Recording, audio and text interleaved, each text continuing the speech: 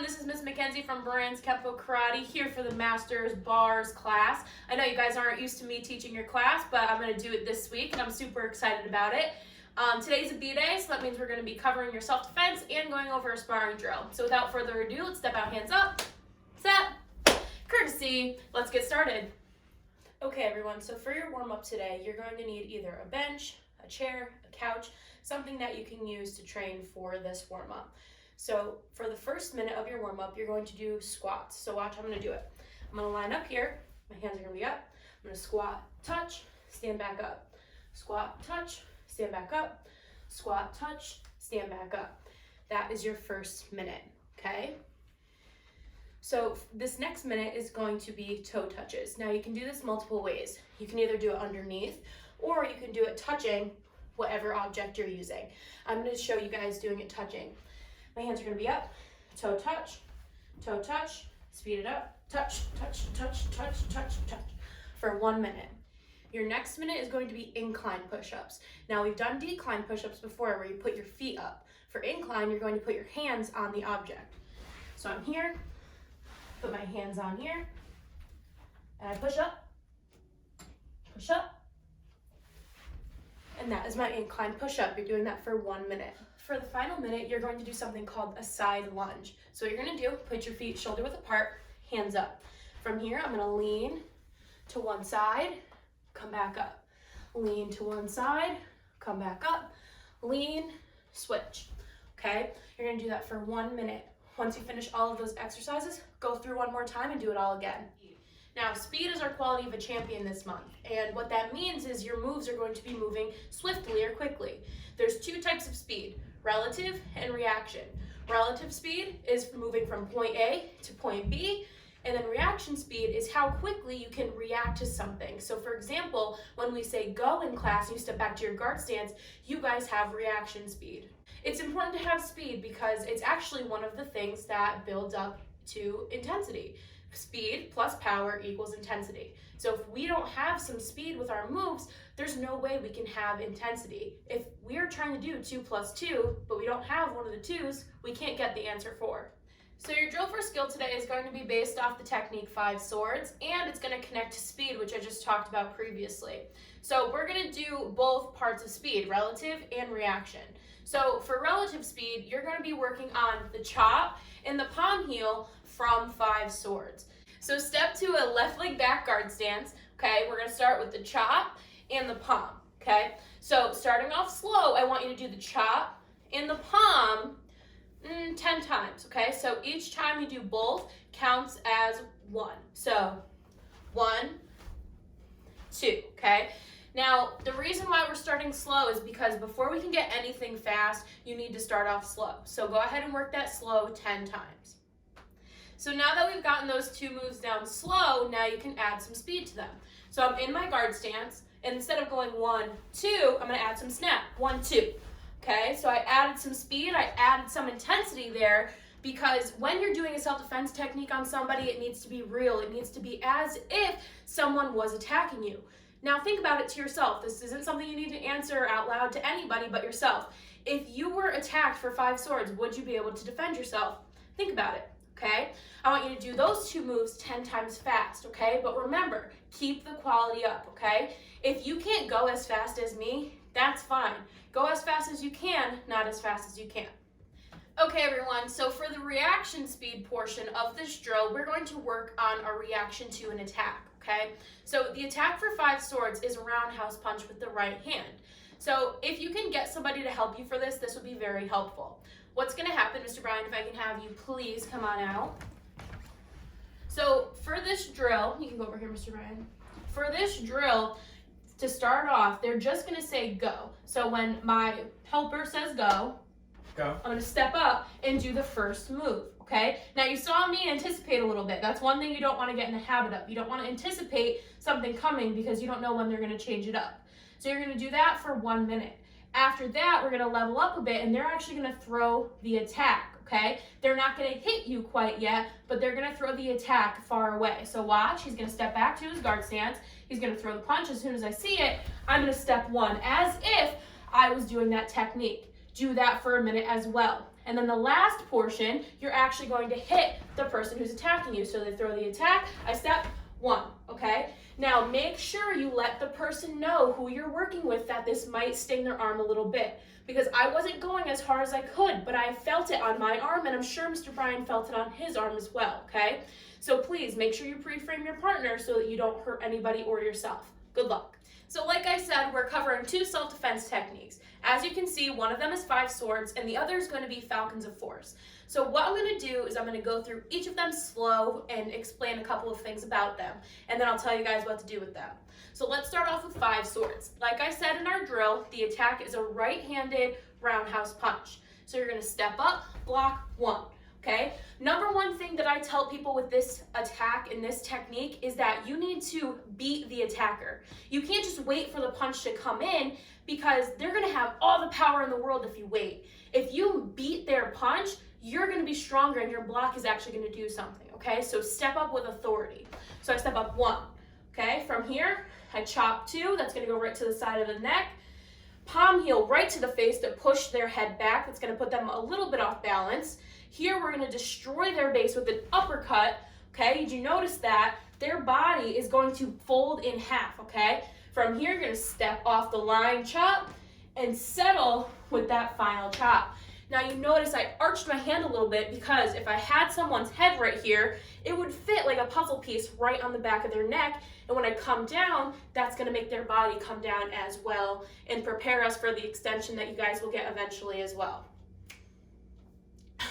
Needed a breather. So what I want you guys to do is, since we're talking about speed, I want you to go through move by move like I just did 5 times. After you do that, you can add some speed, add some power, and go as fast and strong as you can.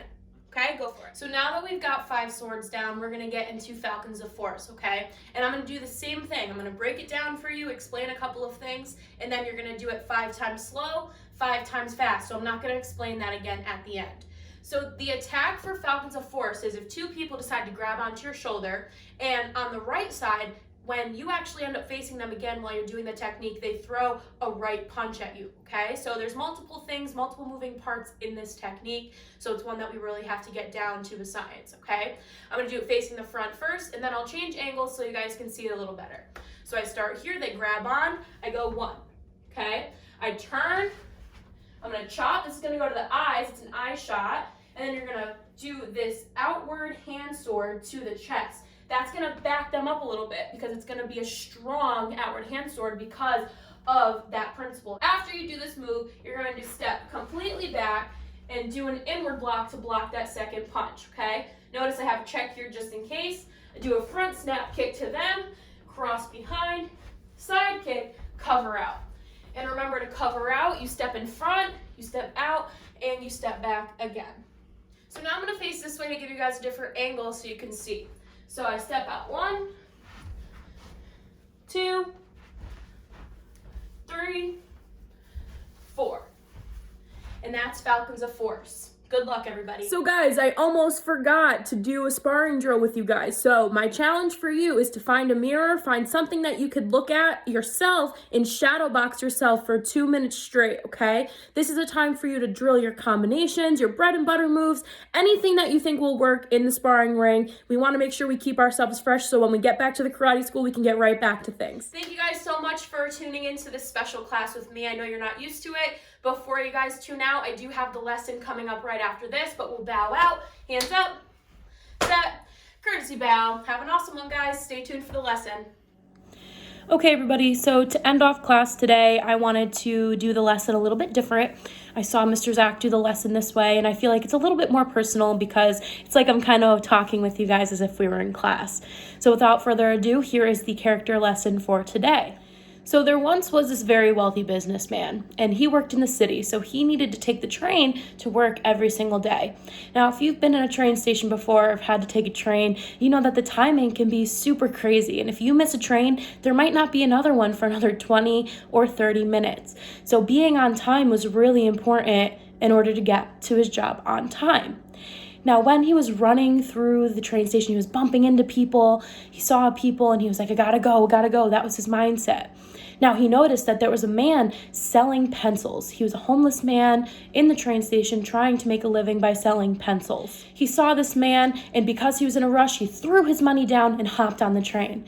Now, before the train doors closed, he was thinking to himself, and he really just had a change of character, so to speak. And he was like, you know what? That wasn't right. And he got off the train, missed the train, and walked back over to the man selling the pencils. He walked up to the man and said, "Excuse me, sir, can I just talk to you for a moment?" And the man said, "Yes, what's wrong? Can I help you?" And the businessman said, "I just want to apologize. In my haste, I ran and I threw my money down, and I didn't take my pencils. I mean, you and I are just the same.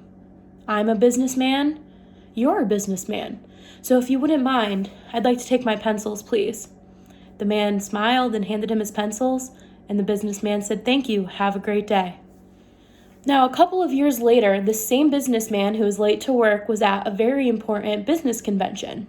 Now, he was walking around, shaking hands, saying hi to people, and this man tapped him on the shoulder and said, "Excuse me, sir, I don't know if you remembered me." Now, this man was clean-shaven, had a suit, tie, looked like a businessman, was looking the part.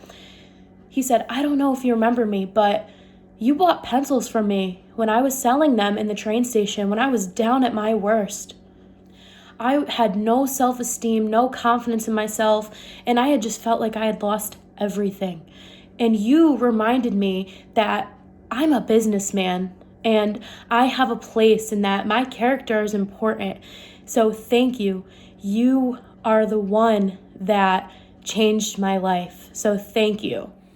Now, the reason why this story is so important to me is because I myself have definitely struggled with remembering who I am and remembering the character that I have myself. So even though that you may be struggling, you may be feeling down on yourself, it's okay, because everyone has felt that way before. And it may just take a reminder from somebody, your parents, your friends, anybody, that you're a great person and you have a purpose in this world. Now, if you need that pick-me-up now, I know this is a challenging time, please know that you guys are incredible, okay? You guys are amazing. You have so much potential. And please remember that, because you guys are, like I said, you guys are incredible. Not a lot of people have been able to make it this far in the martial arts, and you guys are this far. You're so close to meeting the finish line and being able to see so much more. So please, if you're feeling down, just tune into this video, listen to it, and remember that if you don't believe in yourself, I do, okay? Remember that character that you have, because it's so important. So with that being said, everybody, thank you so much for tuning into this class. I'm really excited that you guys are still watching, but please, so we can stay on track to promote you guys to your next belt or to your next rank this month, please just send us your videos. You can send them to the BKK community page, or if you're uncomfortable doing that or you don't have a Facebook, you can send them to baranskempo94@gmail.com. Okay, now sending in videos is not necessarily optional, okay? Because we need to be able to see that you guys are putting the work in so we can, in the end, promote you guys to your next belt and give you guys that last stripe, because I know you guys have been working hard, but I need to see it, okay? Keep up the fantastic work and don't be afraid to reach out if you need us, okay? Have a great day.